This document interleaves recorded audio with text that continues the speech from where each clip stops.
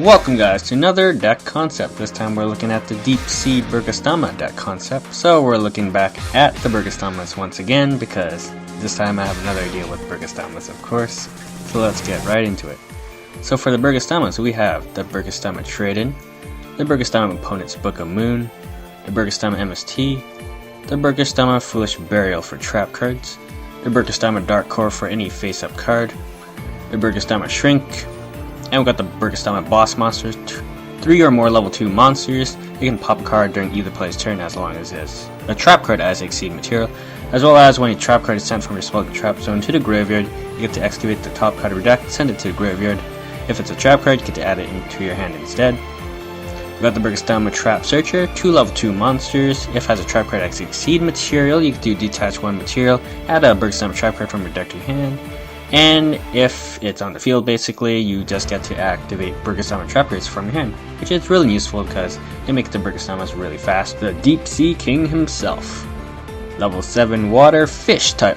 Of course, 2800 attack, 22 defense. Once per turn, you can discard 1 card to special summon as many level 4 or lower fish type monsters as possible from your deck. A monster special summoned by this effect cannot declare an attack, and its effect is negated while it's on the field.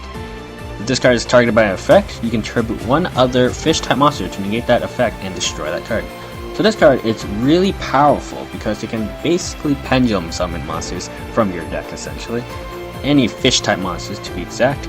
Their effects may be negated and they can't attack, but we can still use them as Exceed material and Synchro material. What other fishes lurk in our deck? Well, we have Nimble Sunfish, Nimble Angler, Fishborg Planter, Fishborg Archer, Silent Angler, Royal Swamp Eel, Wind-Up Shark, and Double Fin Shark. So these guys are all pretty important because they all have different purposes. The Nimble Sunfish has the purpose of sending a fish type monster from our deck to the graveyard when it's destroyed by battle and sent there. Then yet it can special summon another copy of itself just by acting that effect. Nimble Angler, I have him here because Nimble Sunfish can send Nimble Angler to the graveyard as well. We can discard him to the graveyard with the Burgesstoma Dark Core effect. So we can trigger its effect summoning the Nimble Sunfish with Nimble Angler. Fishborg Planter, when it's in the graveyard you can just mill the top card of your deck. If it's a Burgesstoma trap card then it's fine. We can still use it in the graveyard. If it's a water monster then we can just re-special summon the Fishborg Planter as a level 2 Exceed material sort of thing. Fishborg Archer, it's a level 3 tuner monster, so it can go into synchro plays. Silent Angler, we can special summon him from our hand if we control a water type monster. However, we cannot special summon for the rest of the turn from our hand, so that's a bit of a downside, but it's pretty worth. Royal Swamp Eel, a fish tuner monster that's level 4, that's pretty nice, but the materials must all be fish type monsters, so you can't really synchro it with the Burgesstoma monster because they're aqua monsters. But Royal Swamp Eel, pretty good tuner monster right there. Wind-Up Shark, I have him here because he can technically level mod to level 3 or level 5, which could be nice. But mainly because you can just normal summon a Wind-Up Shark, special summon another Wind-Up Shark from your hand, so salvage, pretty OP with the Wind-Up Shark. Double Fin Shark here.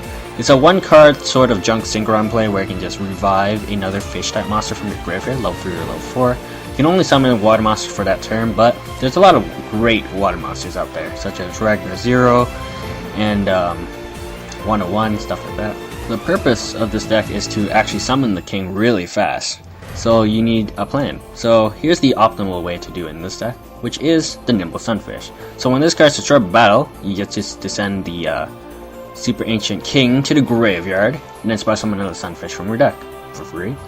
Then we'll just use the regular Call the Haunted trick, summon it back, so you don't have to go through that horrible process of trying to use 2 tributes to tribute summon this guy, right? Or you could send him to another way, which could be by the Burgesstoma Dark Core effect. Just discard this guy and banish something on the field, then just call the Haunted back. But tribute summoning him in this deck isn't so bad because you can just activate 2 trap cards, summon 2 Burgesstomas from your graveyard, and just tribute both of them just to summon the Super Ancient King. Pendulum summoning from your deck, just when you think pendulum summoning wasn't bad enough. So the Super Ancient Deep Sea King can summon Fishborg Planter, Fishborg Archer, and Double Fin Shark. Choosing these targets because these guys are optimal for salvage plays. If you top deck a salvage or you draw into one later on or you have one already, these guys could help you later on because of their effects in the graveyard, of course. Or you can just add them back and then just use them again. So you gotta be careful of what types of fish monsters you'll summon off this pendulum summon, because you might not get another pendulum summon. Because your opponent probably will get rid of the Deep Sea King because it's really, really powerful, right? So anyways, these guys are level 2, 3, and 4. Fishberg Archer is a level 3 tuner monster. We can make a Trishula, Dragon of the Iceberg, directly from our deck, so that's pretty nuts actually. And then we have Royal Swamp Eel and the Silent Angler, which, again, Eel is a level 4 tuner monster, so we can make a level 8 Synchro play easily as well. Starter Spark Dragon. So Starter Spark Dragon here is really important because it can protect our Deep Sea King from a battle or by a card effect sort of destruction type. So that's really powerful because we want to protect our Deep Sea King. We got 2 Wind-Up Sharks here to exceed summon into any rank 4 exceed really. 101, Abyss Dweller, Ragna Zero, all of those good water monsters, even Castell or whatever. But the water rank 4 exceed monsters are really good because of Double Fin Shark, so restriction, only being able to summon water monsters that turn.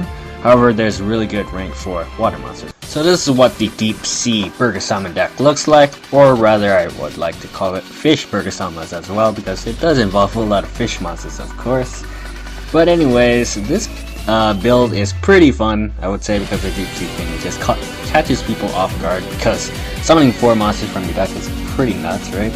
And making a bunch of synchros and exceeds during that 1 turn power play is really nice. However, it is pretty inconsistent because you really do rely on the Deep Sea King a lot, and if you get negated or it's killed or something, then you're kind of screwed. But I do like this build of the Burgesstoma with the Deep Sea King because it does synergize very well with the Burgesstomas, and the Burgesstoma can provide draw power and stall power in order to get to that point. Anyways, thanks for watching guys, and I'll see you guys later.